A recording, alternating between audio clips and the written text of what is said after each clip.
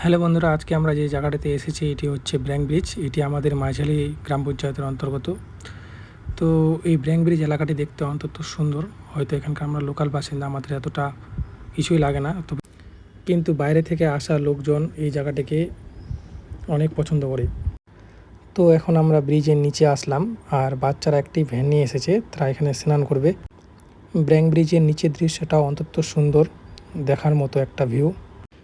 ব্রিজের নিচে গিয়ে আরেকটি দৃশ্য দেখলাম যে এখানে কিছু সংখ্যক মানুষ ইলেকট্রিক শক দিয়ে মাছ ধরছে।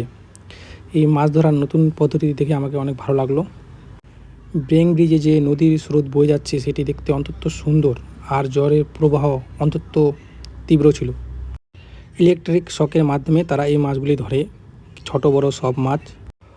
অন্যদিকে বাচ্চারা নদীর এই তীব্র স্রোতে আনন্দ নিয়ে স্নান করছিল, যেটা আমার শৈশবের কথা মনে করিয়ে দিল। তো এখন আমি চেষ্টা করছি এই তীব্র স্রোতের মধ্যে দিয়ে সামনে এগিয়ে যাওয়ার, যেন ভালো একটা ভিউ নিতে পারি এখান থেকে। তো এখন আমরা ব্র্যাং ব্রিজের নিচ দিয়ে যাচ্ছি এখানকার প্রাকৃতিক সৌন্দর্য আপনাদের কাছে তুলে ধরার জন্য। এখানকার প্রাকৃতিক সৌন্দর্যটা সত্যি দেখার মতন ছিল, যেটা আমি ভাষায় বলে অনুভব করাতে পারবো না।